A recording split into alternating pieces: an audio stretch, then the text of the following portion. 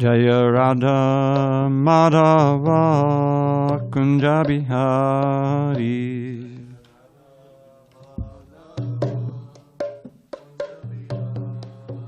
Jaya Radha Madhava Kunja Bihari.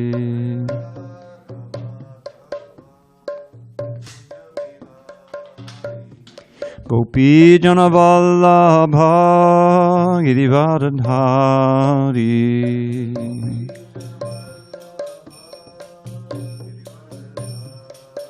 Jai Gopi Jana Vallabha Girivardhari.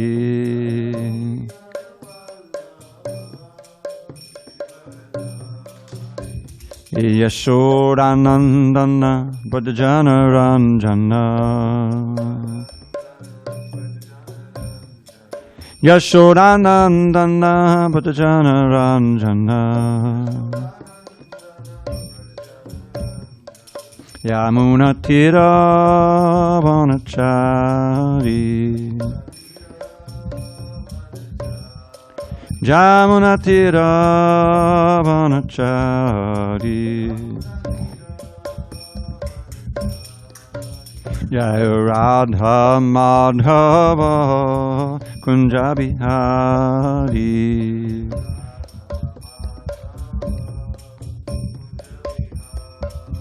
Jaya Radha Madhava Kunja Bihari.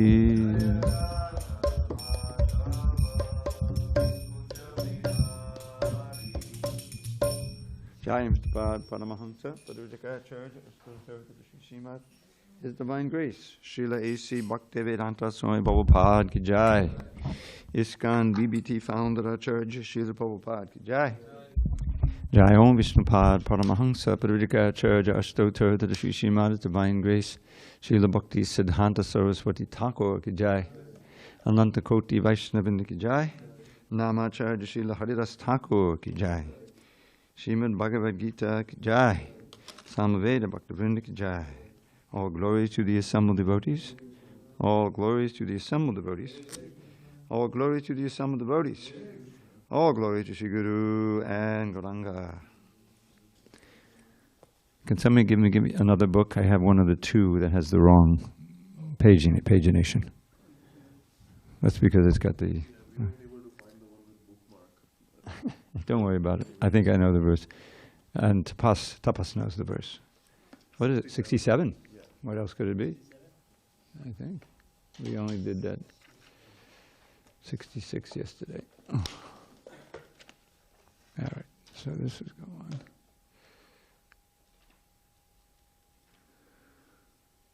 Hare Krishna.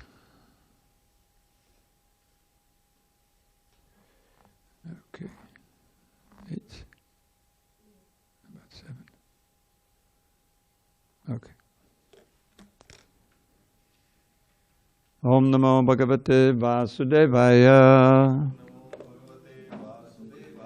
Om Namo Bhagavate Vasudevaya.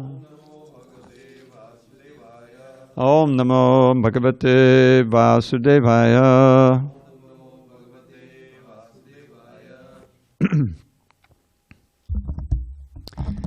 On this 28th day of December 2021 in San Diego, we're reading from Srimad Bhagavad Gita as it is, translation and commentary by His Divine Grace, A.C. Bhaktivedanta Swami Prabhupada.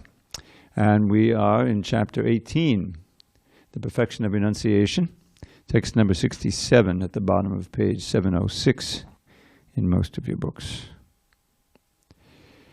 Idam te nadapaskaya Nabhaktaya Kadachana Na Chashushushave Vachyam Na Cha Mam Yobhyasuyati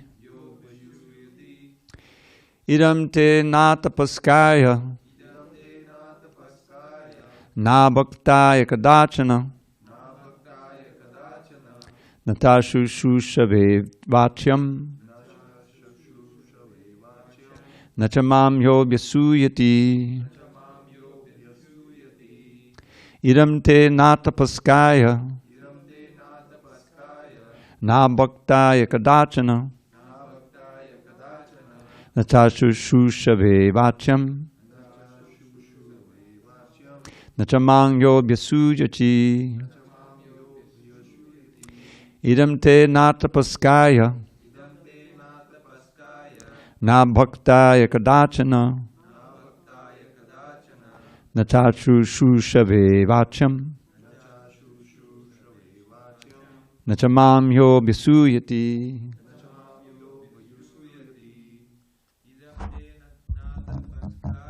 Idam te natapaskaya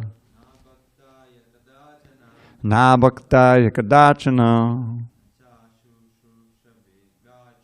nacha shrushave vachyam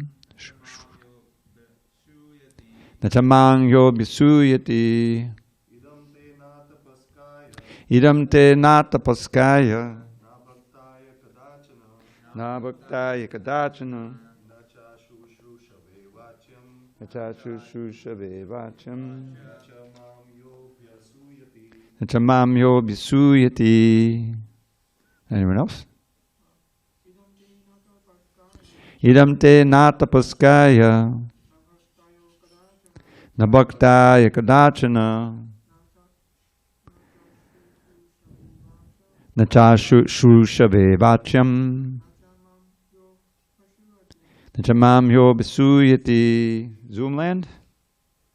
Idam te natapaskaya Idam te natapaskaya na bhaktaya kadachana na bhaktaya kadachana nacha shrushave vachyam nacha shrushave vachyam nacha mam jo vyasuyati. nacha mamyo visuyati. Idam te natapaskaya Idam te natapaskaya na bhaktaya kadachana na bhaktaya kadachana na cha srusuve vachyam nacha shrushave vachyam na cha mamyo vyasruyati. nacha mamyo visuyati.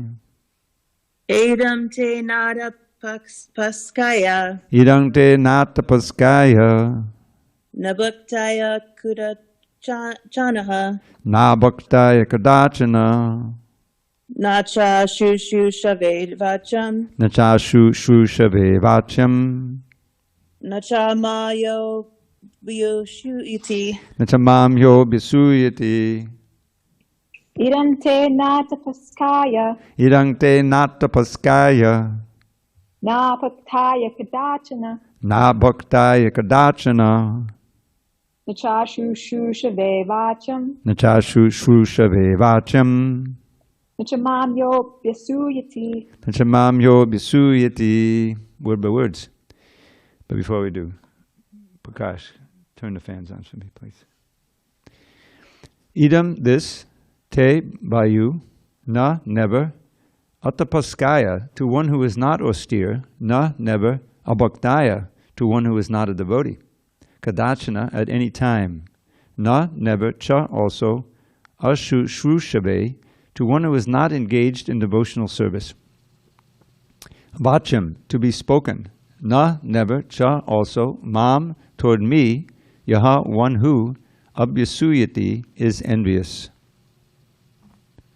Translation. Krishna says to Arjuna, this confidential knowledge may never be explained to those who are not austere or devoted or engaged in devotional service, nor to one who is envious of me. Purport. Persons who have not undergone the austerities of the religious process, who have never attempted devotional service in Krishna consciousness, who have not tended a pure devotee, and especially those who are conscious of Krishna only as a historical personality, or who are envious of the greatness of Krishna, should not be told this most confidential part of knowledge. It is, however, sometimes found that even demoniac persons who are envious of Krishna, worshipping Krishna in a different way, take to the profession of explaining the Bhagavad Gita in a different way to make business, But anyone who desires actually to understand Krishna must avoid such commentaries on the Bhagavad Gita. Actually, the purpose of the Bhagavad Gita is not understandable to those who are sensuous. Even if one is not sensuous, but is strictly following the disciplines enjoined in the Vedic scripture, if he's not a devotee, he also cannot understand Krishna. And even when one poses himself as a devotee of Krishna, but is not engaged in Krishna conscious activities, he also cannot understand Krishna. There are many persons who envy Krishna because he has explained in the Bhagavad Gita that he is the Supreme and that nothing is above him or equal to him. There are many persons who are envious of Krishna. Such persons should not be told of the Bhagavad Gita, for they cannot understand. There is no possibility of faithless persons understanding the Bhagavad Gita and Krishna. Without understanding Krishna from the authority of a pure devotee, one should not try to comment upon the Bhagavad Gita. Om Jnana Timirandasya Jnanandjana Shalakaya Chukshu Unmilitam Mena Tasmai Shri Gurave Namaha. I was born in the darkest of ignorance, but my spiritual master, Srila Prabhupada, opened my eyes with the torchlight of knowledge. I offer my humble obeisances unto him and to all members of Sri Parampara, the disciplic succession. So, this knowledge is meant for devotees, clearly. And Krishna says, in no uncertain terms, one should never explain this knowledge to those who are not austere or devoted or engaged in devotional service, to one who is envious of me. But we'll find in the next purport, probably in this purport, he very much amplifies Krishna's proscriptions here, and he mentions those who try to exploit the Bhagavad Gita. And this was very prominent, still is, I suppose, during the time when Prabhupada first came to America, when he wrote his Bhagavad Gita, as it is. He would often talk about the danger and the harm that's done by misinterpreting the Bhagavad Gita, presenting Krishna as something other than what he is, or how he presents himself. And because people are searching, this is spoken of at the beginning of the Bhagavatam, I don't know, like the 13th verse in the whole book, that Payanalpaya Shaksabhya Kalabasman Yugejana Manda Samanda Matayo Manda Bhagya Yupadrata. The disqualifications of people in this age. They don't live very long. We learned from the Shastra how in previous ages people lived 1,000, 10,000, even 100,000 years, even on this planet. And they were, when you get to the Satya Yuga, actually everyone's Brahminical, and they could easily understand this kind of knowledge. But in the present Kali Yuga, people don't live very long, 100 maximum generally. And even if they're generally very lazy in the matter of spiritual life, they're just disinterested. Prabhupada wrote an essay, Vijay referred to it in the Back to Godhead. I think Prabhupada's own Back to Godhead that he published in India. I think it's entitled No Time, because he would meet so many people on the street and they would, this is in India, Delhi, Calcutta, and they didn't have time even to stop for a minute and look at Prabhupada's, BTG. So the manda means lazy in the matter of it. And even if one isn't lazy, what is it? Manda sumanda matayo. So manda matayo means misguided. There's so many people who can take advantage of the innocent public and teach them something that's not bona fide or authorized. Give them a little mantra, which is one syllable, and make it secret and sell it for $35. Now I understand it's more than $1,000 for that same one.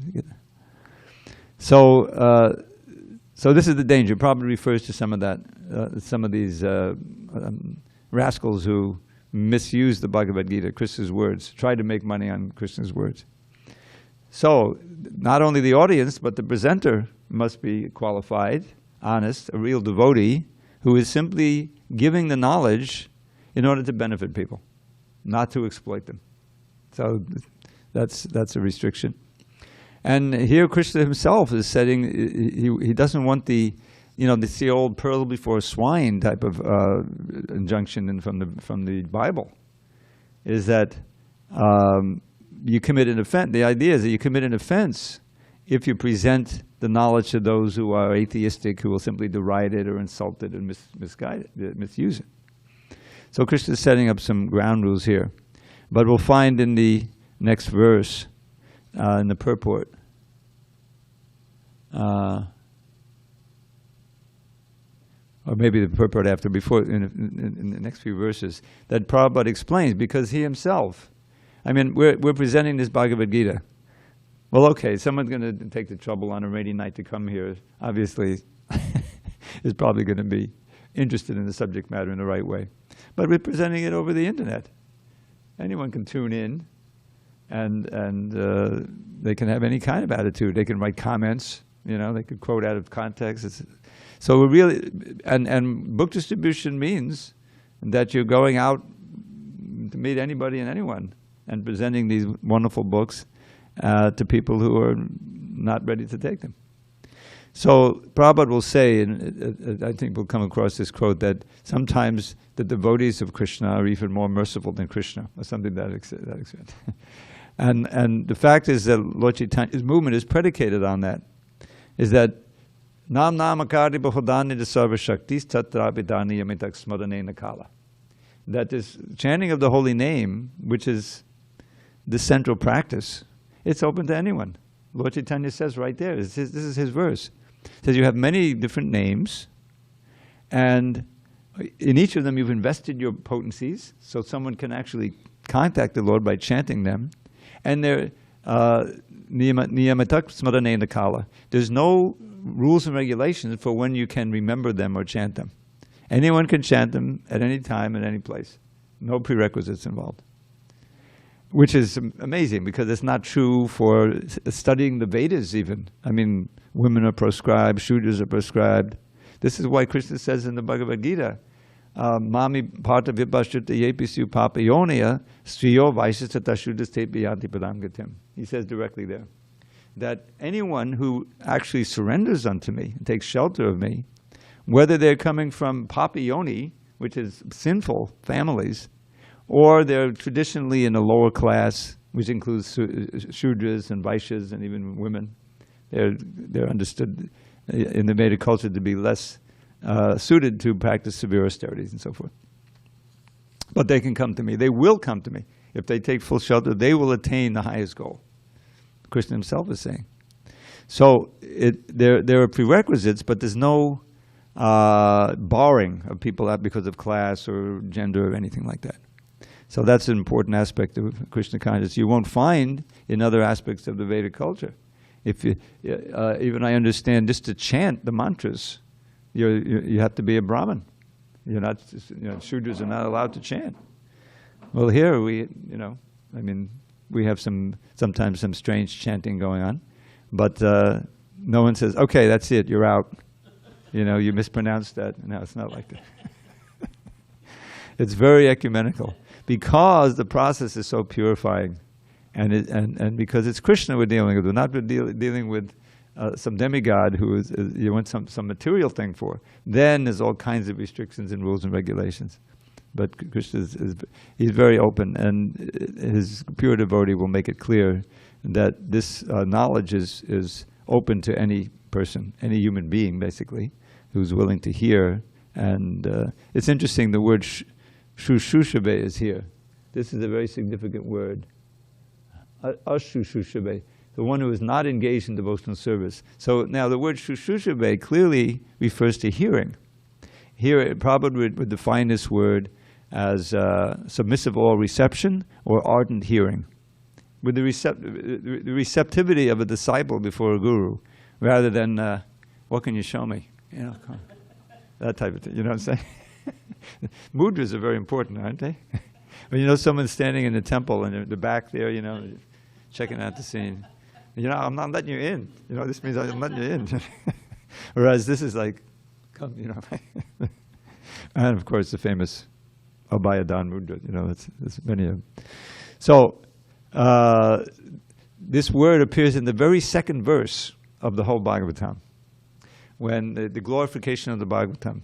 Dharma projit kaita vota padamoni matsaranam satam vejam vastava matta vastu shivadam tapatrayon moolanam Srimad Bhagavate Mahamanukute King Vaparai Ishvara Sadjodidjavate Sadjodidjavate Sushushavis Tachanat is one word that's escaped me.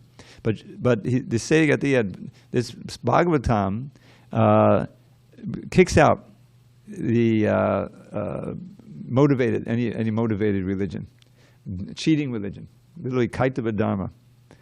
Dharma projava kaitamo nirmatsaranam satam vejam, and it's understood by those who are free of envy, those who are honest in heart. And it uproots the threefold miseries. It was written by the great Muni Vyasadeva in his maturity. And he said, what is the need of any other scripture? Because simply by hearing this verse with Shushushave, and with a service attitude, the idea of Shushushave is that you hear and you then take the instructions within your heart and you try to live by them. So therefore, it also has the connotation of service, which is Prabhupada's definition here. The first service that we do is to hear, read the book, come to the temple, listen, and then. But if you're doing it in that receptive attitude, then the words enter your heart and transform your activities. What is that line in the song, the Guru Puja song? Guru Mukha Padma Vaka Chitta Tekodeya Aika Arna Kodeya Manayasha. I've always thought this is the most important line in that song. From the lotus lips of the Guru, realized soul who is a pure devotee. Guru Mukha Padma Vaka Chitta Tekodeya. The words are coming. And we're meant to take them into our heart and not desire anything else. In other words, it's not like, okay, and go to this one and listen to this, and then I'll go to this, listen to this, and then in other words, you're still in the dilettante phase, where you're shopping for, your path. No, you're meant to, okay, this is for devotees, those who have faith. The Shraddha Shabda, that just by devotional service, all my aspirations will be fulfilled. And then, you come in touch with the Prabhupada's books, you come in touch with his pure representative, and you're taking the words in and you're following the instructions. So that's Shushushave. So Krishna says here, one who is not willing to do that should not hear. This science should not be explained to them. So he's setting up some ground rules here. Okay, any comment on the questions on this particular verse or purport? Hare Krishna. Go ahead. Vijay? Yes, Dravida Prabhu. My question is related to the sentence where I find the word sensuous. See what's going on. Sorry, there's something happened here. Where is it? Oh, sensuous. Yeah, you use that word sensuous. Yeah. Yes. No. Wait. It's in it. Yeah, I have it. Actually, the purpose of the Bhagavad Gita is not understandable to those who are sensuous. Is that what you're talking about? Yes, exactly. That is the quote. So my question is, in the context of this quote, who is the sensuous individual? What are his symptoms? The way Prabhupada uses that word means someone who is into sense gratification, whose life is built around that. In other words, like nunam pramatta kurade vikarma indriya priyata priteya apanoti. This is a quote from Rishabdev, where he says indriya priti literally means sense gratification. You translate word by word, and that's the one who is absorbed in that, which is his life and soul. Is not able to understand the science of Krishna consciousness. That's the idea, is that someone who is not at least understanding that, as Krishna says in the 3rd chapter, tasmat indriyanyado niyamya bharatarshava.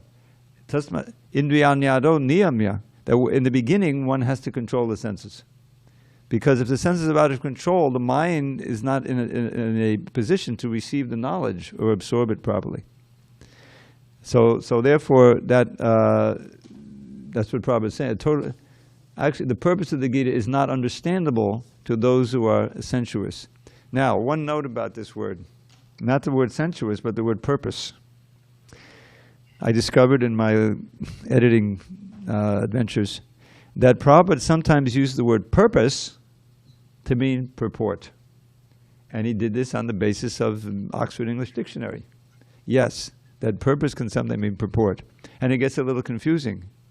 Like, okay, purpose may fit here, the purpose of the Bhagavad Gita, but the meaning can understand the import of the Bhagavad Gita. And I think that that's the case here. We probably won't change it because it could be used this way also. But there are other places, I won't get into it now, where it's obviously purport that's being referred to as purpose. And it's not done in American English, so devotees didn't know what to do with it, so it kind of fits in.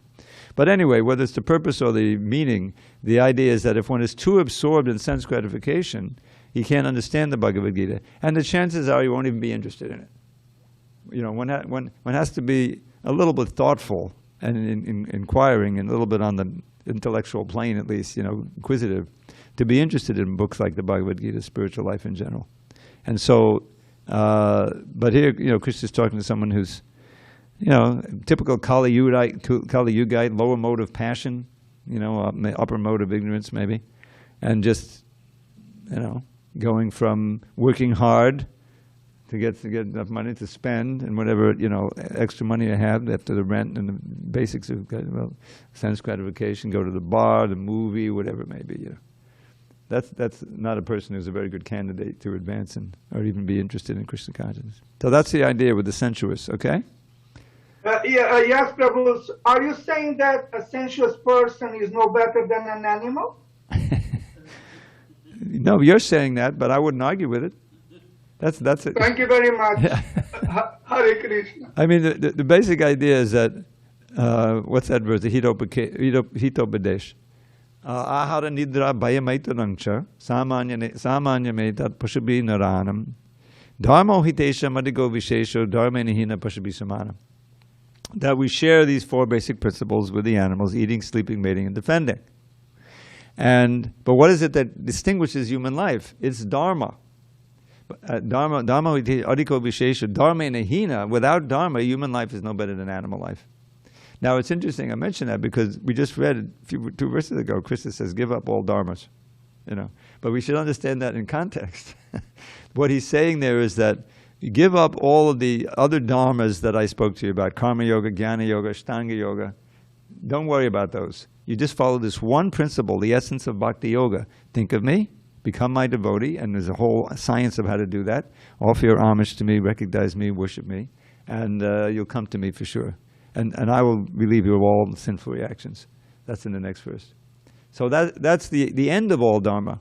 You know, Prabhupada talks about Sanatana Dharma in the introduction, and that I think Sanatana Dharma means bhakti, but really, you know, in the strictest sense, it's not a dharma. In the spiritual world, in Goloka Vrindavan, the gopis are practicing some dharma so that they can advance in devotional service. They're already there at the end of dharma. Dharma is a means where we, as conditioned souls, can advance to the transcendental platform. And the essence of the Dharma is bhakti, is ahoitaki bhakti. That's in the second chapter, first canto. So Dharma is very important because Krishna comes to reestablish Dharma. Otherwise, human life is just animal life. It's confusion, you know. And why does he care? Because he's our ever well-wisher. You know, we're his lost sons and daughters, if you will. You know, and we're exiled. We have no idea what to do for our happiness and security. So he comes in order to reestablish Dharma, protect the devotees, and annihilate the miscreants. And he succeeds. But then we make a mess of it again. So he comes again as Lord Chaitanya and to establish the same Dharma in the more easy way, practical way for us, centered on the chanting of the holy name. Okay, should we go on? Yes, please. Oh, please. We have a question here. Anand? Thank you for the wonderful class, Prabhu. Hey, we're not over yet. It may fall out. But so I wanted to touch on the spiritual nature, which is full of knowledge, bliss, and eternity. Yeah, Satchidananda. So why does the soul get attracted to the material nature? Like, why does it even want to lord it? the material nature? Is it the spark that is in the Brahma Jyoti, which does not have the bliss available? Not necessarily. No, I mean, our original home is in the spiritual world. And this is a question that came up repeatedly, probably in letters. There's several letters probably to answer this. And he always answered the same way. If you go to the Shastra, which we always do, we'll find in the Chaitanya Charitamrita, Sanatana Goswami, he asks, who am I? Why am I suffering? What can I do to achieve perfection? With all my erudition, I'm really a fool. This is the perfect way of approaching the Guru, who happens to be Lord Chaitanya. And he's asking this question. So after a few introductory verses, Lord Chaitanya answers the question. Who are we? Who are all of we? And this is a verse, the central verse. Jivera Swarupoi Krishnera Nityadas. Now this is the line that actually many devotees know. It's very simple. It's Bengali. Jivera, Swarup. The Swarup of the Jiva, the actual identity of every one of us, not just human form, but every single Jiva, is to be an eternal servant of Krishna. But the verse goes on. Our Swarup also includes the next line. Krishnera tatasta shakti beda beda prakash. So what is this tatasta shakti? We're energy. We're prakriti. This is explained in the 7th chapter. We're spiritual energy, but we're still Krishna's energy. Minute particles of energy. So tatasta means we're on the border. The tata is the part on the beach where the waves come and then they go back. That's the border. And why? We're called marginal. We're called marginal, and we are eternally marginal because we have a tendency to sometimes come under the control of the material energy. Now, why we do that? This is the question. It probably would always answer, because we have Krishna's qualities in minute degree, and one of those qualities is free will. We have minute independence. Krishna does not force us to love him there in Goloka Vrindavan or Vaikuntha at all. It's all voluntary. Otherwise, it's not love. So that means we have to have the freedom to not love him, and we somehow or other. That's the only way probably we became enthralled with the material energy, and we wanted to try to be Krishna. We wanted to try to be the enjoyer and the controller rather than the servant of Krishna. Now, there's one exchange where Prabhupada said, this is quite amazing, where when we were starting to do that, Krishna was pleading with us, don't do it. You shouldn't do that. You can imagine that we're kind of going toward the edge or going to, he said, don't go. But we insisted. And so we came down. Now, what happened when we came down? We were Brahma. And Prabhupada said in the 9th canto, we revealed that this was in 77, his 9th canto. Or maybe late 76. And there it was, right in the purport, that the first birth you get is Lord Brahma. Now, clearly, not every Lord Brahma goes back to Godhead. Now, our Lord Brahma, who wrote the Brahma Samhita, who's the head of our Sampradaya, this is the Brahma Madhva Gaudiya Sampradaya over here, goes back. He goes back in return, Govindamadi Purusham Tamam. And those on Brahma Loka, who are mature in Krishna consciousness, they go with him. But not everybody goes, They'll also come down. And so clearly, every living entity who's here now was once Brahma. How it works out with all the time frame, I'm not going to try to calculate because it's amazing.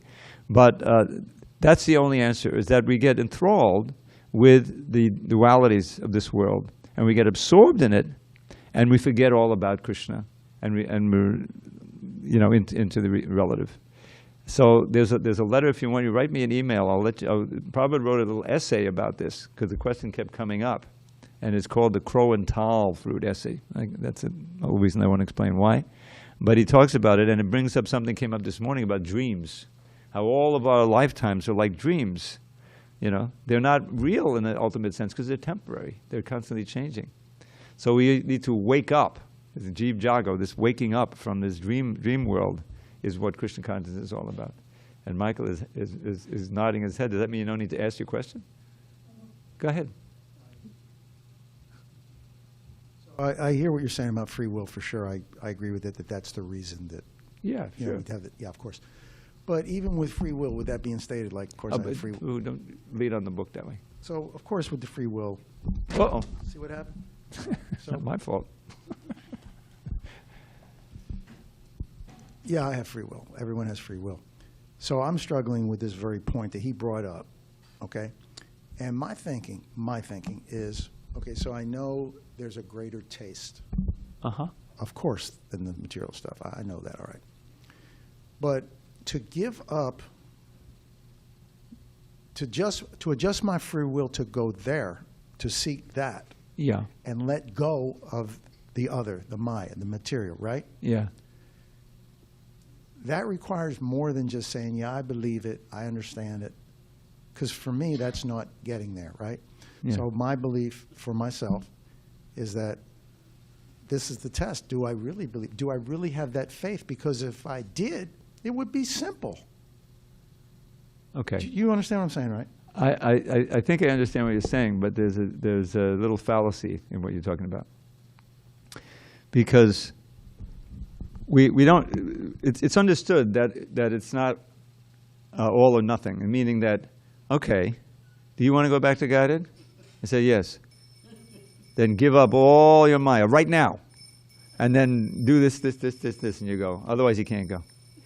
What I'm saying is that we need enough faith to practice the process seriously. Understanding that, yeah, we still have plenty of attraction from the material energy. It's not an instantaneous process, but we understand. Okay, it's a process by which we'll progressively become detached from Maya, vairagya, and become attached to Krishna. That's what we know intellectually. The cats and dogs can't understand that, but as human beings we can, and we do it all the time, even on the material plane. I understand that I need to, like a kid just came into high school, and his parents said, yeah, work hard, because then you'll get good grades, and you'll get into a good college, you'll get a good job, and you'll have a good life, But the kid says, yeah, that's all theoretical. I mean, I want to play my video games now. I can go out. So that's the choice he's got to make. He has to imbibe that understanding. Okay, I have to control this other stuff that I want to do. I've done, and that I have fun doing, with the idea of my ultimate good. It's the old Shreyas and Preyas thing. Preyas is immediate gratification. Children are into that. You're not going to get some kid to sit, when the kids come in the class, at Adventure Time, after a while they're going to make a disturbance because they can't understand it. But with our adult intelligence, and if we're a little receptive, let's call it receptive rather than submissive, then the intelligence can be strengthened so that it can control the lower self, because it's the mind and the senses that are habituated to all of this other stuff. That's the basic process. Yeah. So it's the question of getting the determination to follow the process, chiefly chanting the Hare Krishna mantra, which gives you immediate access to Krishna. We know intellectually that the name is not different from Krishna. And Krishna, the very name, word, if you know a little Sanskrit, you can look up in the dictionary, it means to attract, karshati, it's all attractive. So if we simply have the presence of mind, or the will, or the good fortune to hear the holy name, chant it seriously, then we'll be attracted toward Krishna and away from Maya. And this will give us encouragement to keep going on the process, so that we can develop our vairagya and develop our raga for Krishna. So it's a science, but it's absolutely a challenge. It's a challenge for the conditioned soul, because we're so powerfully attracted. We have so many latent desires we don't even know they're in there, and therefore we have all of these disciplinary things that are important. Rising early, the 4 regs. Get association. Watch out for your association, because your mind can get. You can't get away from it. The mind is the key.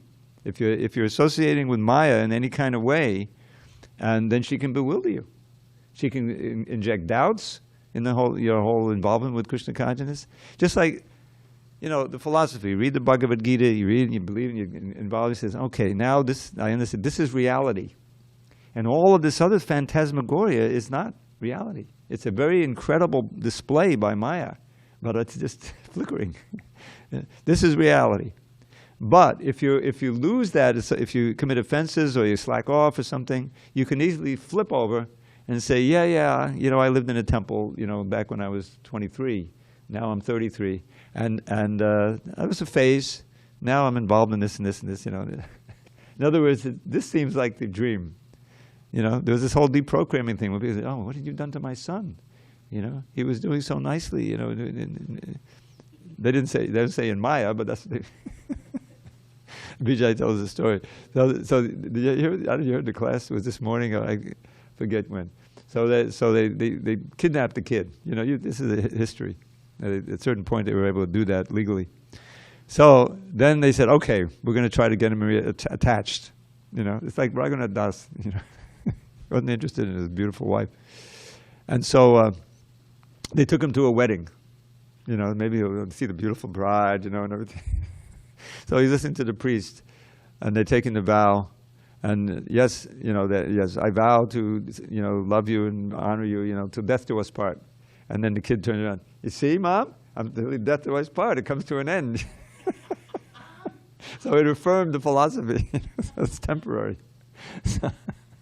So anyway, if you're, and the wonderful thing is why Prabhupada, was so determined to give as much as he could in the time he had to as many people as he could, is that he knew that whatever interest or little chanting anyone does, it's permanent asset. He's looking at the long range, after a lifetime, and we can see now that the first generation is starting to depart. We've had a few departures just in a couple of months, and it's going to be more like that. So, but we know, whatever we've done, it's right there in the Gita, that is not lost. You don't lose everything.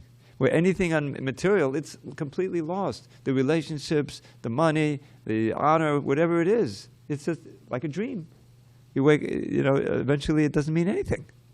It just is absurd. There's like that, what is it, Macbeth? The tale told by an idiot. We strut and fret our time upon the stage. I forget, I memorized it when I was in 8th grade. But I think someone got killed, his wife or something, I forget how it happened. But he's lamenting how meaningless it all is, But that doesn't help, ultimately. You have to come to the point of seeing where is the meaning, where is the eternal happiness, where can I go, where's the shelter? That's what's denied. There's plenty of wonderful expressions of how devastating and meaningless material life is. But, even in the Bible, but to get that understanding of the spiritual world and the eternal life and Krishna consciousness, that is the difference. And Krishna consciousness gives you that. All right, we got to go on, if you allow me. Okay, where were we? 68 now?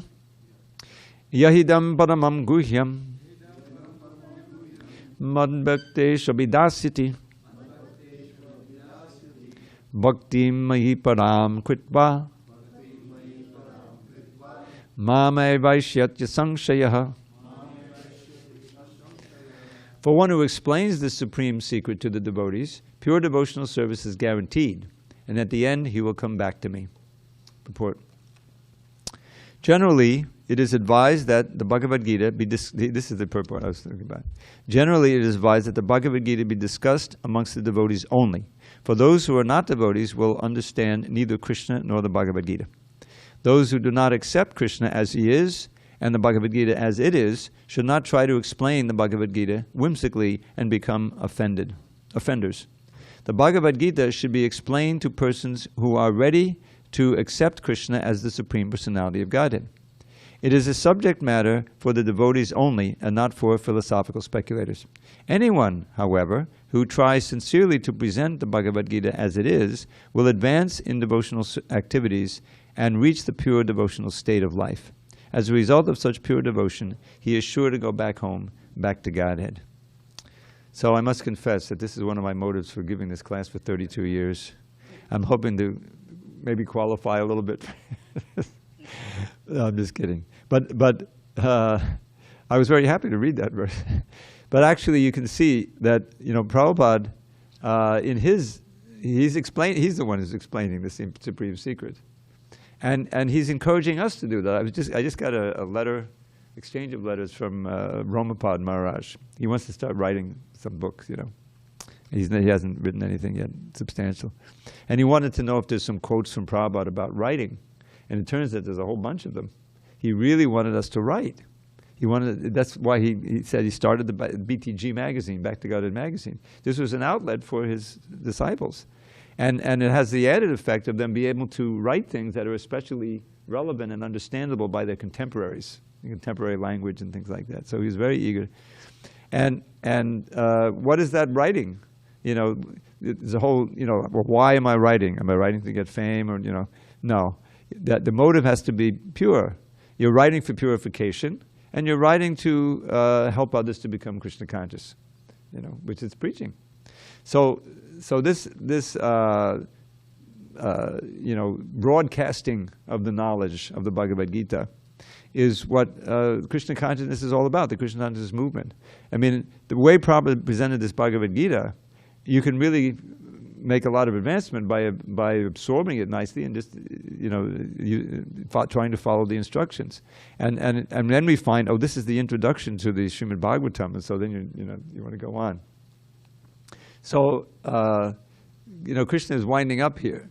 And the next verse is very famous for all the preachers, that there's no one more dear to me than those who are spreading this message, you know. So the preaching is very easy. Prabhupada would give the example, this is, many of you who have maybe read the Lilamrita know something of the history, that when Malati and Shyamasundar joined, I don't know if she gave birth after or before, but there was a little girl. She had a little girl, and she's in, you know, she was traveling all to India and everywhere. And she's growing up in the movement. And so she's absorbing Krishna consciousness, and she would preach. Prabhupada would call her Saraswati Maharaj, because she would ask people, do you know who Krishna is? He's the Supreme Personality of Godhead. And she's preaching according to her realization. She's doing wonderful work. And sometimes she would ask one of her, you know, little children or something, why don't you chant? Or something, and he wouldn't chant, and she would give him a little slap. Yeah, she's preaching. Very staunch preacher. So the idea is that anyone can preach. It's open to anyone. You know, you give out the cards. You know, somehow or other, be an agent of Krishna. And there's so much mercy. You know, we don't know what level these things are going on. Next time you chant Hare Krishna, somehow or other, it'll be sweeter than before. You know, Krishna is reciprocating. This is how he reciprocates. He purifies your heart to some degree, which means you're more attracted to him. You're more appreciative of everything and related to Krishna. The devotees, the deities, the prasadam, the holy name, everything becomes more attractive. And correspondingly, Maya becomes less attractive. So that someone who's sincerely trying to give Krishna's message, as he says here, pure devotional service is guaranteed. So that's very encouraging. Text 69. Nacha tasma manusheshu kaschan. Okay, go ahead. Nacha tasma manusheshu kaschan me priyakrittamaha bhavita cha me tasmad anyak priyataro bhavi. There is no servant in this world more dear to me than he, nor will there ever be one more dear. He who is trying to explain this secret to the devotees. Text 70. Adyeshate cha yahimam damyam samvadam avayo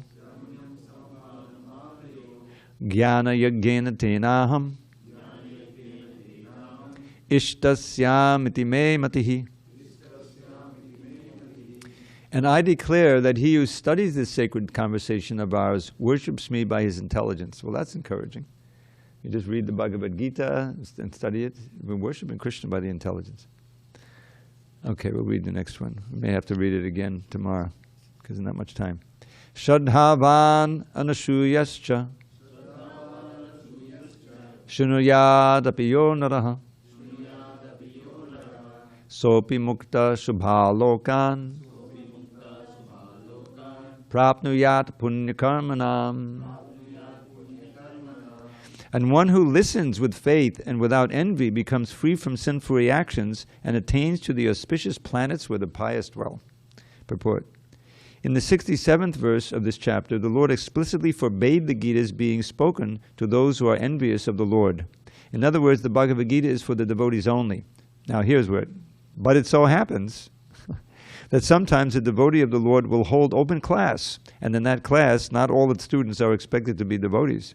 Why do such persons hold open class? It is explained here that although not everyone is a devotee, still there are many men who are not envious of Krishna. They have faith in him as the Supreme Personality of Godhead. If such persons hear from a bona fide devotee about the Lord, the result is that they become at once free from all sinful reactions, and after that attain to the planetary system where all righteous persons are situated. Therefore, simply by hearing the Bhagavad Gita, even a person who does not try to be a pure devotee attains the result of righteous activities. Thus, a pure devotee of the Lord gives everyone a chance to become free from all sinful reactions and to become a devotee of the Lord. Generally, those who are free from sinful reactions, those who are righteous, very easily take to Krishna consciousness. The word punya karmanam is very significant here. This refers to the performance of great sacrifices like the Ashwamedha Yajna mentioned in the Vedic literature. Those who are righteous in performing devotional service but are not pure can attain the planetary system of the pole star, or Dhruva, where Dhruva Maharaj is presiding. He is a great devotee of the Lord, and he has a special planet which is called the pole star. And I guess it's worth mentioning here that that pole star planet is a Vaikuntha planet in the material world. I don't know if you know about that. It's not destroyed when the Dhruva yeah. And it's when it says that Durvasa Muni went to Vaikuntha, and that's where he went. He didn't go outside the universe. He went to the Vaikuntha here, and it's a Vaikuntha planet in the material world. So that's so the idea of this whole verse is that, and the purport here, it so happens that sometimes in open class, I think Prabhupada maybe is thinking, of so many of his open classes, especially in the early days. He had quite a motley crew there. Not everyone really was interested. Some got up in the middle and left. They didn't know any etiquette. So they didn't meet the real criteria. But still, you have to take a chance. In other words, you take risks. Prabhupada took so many risks in preaching. And because of his purity and his sincerity and his power of his preaching, there were enough hearts that the message went into and transformed, where they became serious devotees, and they in turn became preachers, and it's still going on. So that's the benefit of this Bhagavad Gita, is that it's ever fresh, and at any time, if we're willing to take the message into our hearts, we can have a serious transformation and become serious candidates for going back to Godhead. It's very potent. That's the idea. Okay, we've kind of run out of time. So see you all tomorrow. Hare Krishna. All glories to Srila Prabhupada. And thank you for those online for attending.